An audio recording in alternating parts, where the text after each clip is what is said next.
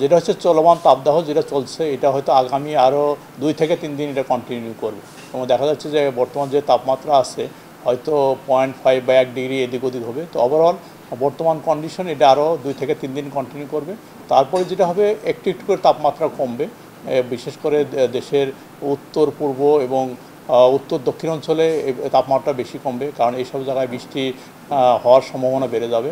আমরা দেখছি যে বিভিন্ন মোডের অ্যানালাইসিস করে দেখা যাচ্ছে যে 2 তারিখ থেকে কিছু কিছু বৃষ্টি বেড়ে যাবে, বিশেষ করে আপনার ময়মনসিংহ, সিলেট, ঢাকা এবং চট্টগ্রাম এইসব জায়গায় 2 থেকে 3 তারিখের মধ্যে অনেক জায়গায় বৃষ্টির সম্ভাবনা রয়েছে এবং এটা গ্র্যাজুয়ালি হয়তো বেড়ে যাবে। সেক্ষেত্রে 4-5 তারিখের ভিতরেই দেশের অনেক জায়গায় বৃষ্টি হবে। সেই সময় তাপমাত্রা অনেকটা সহনীয় পর্যায়ে চলে আসবে। তারপর যেটা হবে, যখন বৃষ্টি শুরু হয় এটা বেসিক্যালি 3-4 দিন এমনকি 5 দিন পর্যন্ত এটা কম বেশি কন্টিনিউ করে, তারপরে এটা ব্রেক হয়ে যায়। যখন ব্রেক হবে তাপমাত্রা সে সময় আবার বেড়ে যাবে। সেই সময় হয়তো আবার নতুন করে মৃদু থেকে মাঝারি তাপদাহ আবার চলে আসবে। সেটা হচ্ছে হয়তো মের প্রথম সপ্তাহে পর্যায়ে হবে। এবং এটা হয় বেসিক্যালি এই সময়ে আপনার একটা টাইম ডিউরেশন নিয়ে আসে, হিটওয়েভ হোক আর বৃষ্টির স্পেলই হোক, এটাও নর্মালি 4 থেকে 5-6 দিন হয়। তারপরে তাপমাত্রা বাড়ে আবার কমে এবং এটা আপ টু মনসুন সেট হওয়ার আগ পর্যন্ত এটা কন্টিনিউ করে।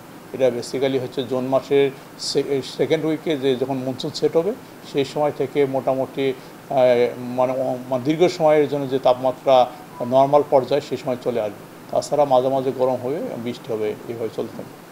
এটা হচ্ছে বেসিক্যালি হচ্ছে সিলেট, ময়মনসিংহ বা আপনার ব্রাহ্মণবাড়িয়া, কুমিল্লা এই সব বৃষ্টি হলে তাপমাত্রা কমবে না। কারণ হচ্ছে এই উইন্ড প্যাটার্ন যদি আপনার খেয়াল করেন, বেসিক্যালি এটা পশ্চিম দিক থেকে পূর্ব দিকে ধাবিত হয়। নর্মালি হচ্ছে যদি পশ্চিমে বৃষ্টি হতো, বিশেষ করে আপনার রাজশাহী, যশোর, চুয়াডাঙ্গা বা ওয়েস্ট বেঙ্গল বৃষ্টি হতো, সেক্ষেত্রে ওই যেহেতু পশ্চিম দিক থেকে পূর্ব দিকে বাতাস ধাবিত হয়, সেই সময় সারা দেশে তাপমাত্রা অনেকটা কমে যায়। যেহেতু সিলেট বা ওইসব জায়গায় রেগুলার বৃষ্টি হচ্ছে, কিন্তু আপনার বাতাসের কারণে যে আপনার ঠান্ডা বাতাস সিলেটের, ওটা আপনার সিলেট থেকে আমরা বিশেষ করে ত্রিপুরা, মায়ানমার দিক চলে যায়। এই জন্যে তাপমাত্রা কমার জন্য যেটা আমরা বলি বেসিক্যালি হচ্ছে আপনাকে ওয়েস্ট বেঙ্গল এইসব জায়গাতে ভারী বর্ষণ হওয়া দরকার। ওই যে ভারী বর্ষণটা সারা দেশে তাপমাত্রা অনেকটাই কমিয়ে নিয়ে আসে। এবং দেখা যাচ্ছে 2-3 তারিখে যে বৃষ্টিটা প্রথম দিকে যেটা হয়, সেদিকে দেখা যাচ্ছে যে এটা উত্তর পূর্ব এবং উত্তর দক্ষিণ অঞ্চলে হয়। সেক্ষেত্রেও দেখা যাবে যে বিশেষ করে আপনার রাজশাহী ডিভিশন, যশোর, কুষ্টিয়া ওইভাবে তাপমাত্রা কমবে না।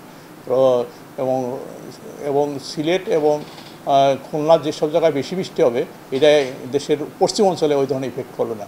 যখন রাজশাহী সহ সারা দেশে অনেক ভারী বর্ষণ হবে, সেই সময় তাপমাত্রা মোটামুটি সহনীয় পর্যায়ে চলে আসবে।